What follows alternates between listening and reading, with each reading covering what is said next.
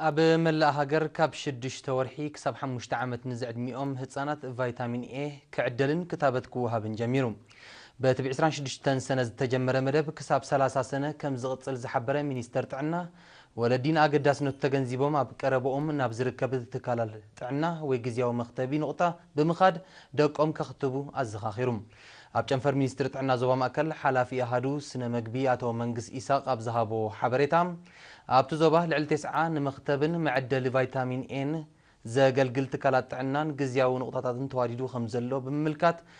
ቫይታሚን ኤ ካብ ጋህምን ዑረትን ከም ዝከላኸልን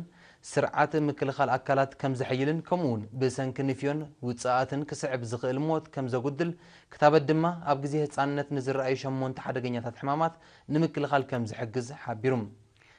ካብ ወለዲ ወይዘሮ ኬርያ ዓብደልዋስዕን ወይዘሮ ምስጋና ተስፋይን ኣብ ዝሃብኦ ሓበሬታ ብሰንኪ ጉድለት ቪታሚን ኤ ዝመፅእ ሕማማት ካብ ዝተገብረሎም ጎስጓሳትን ዝተዋህቦም ኣስተምህሮን ከም እተረድኣ ብምጥቃስ ጥዕና ደቀን ንምሓስ ንዝወሃበን ዘሎ ነፃ ኣገልግሎት ኣመስጊነን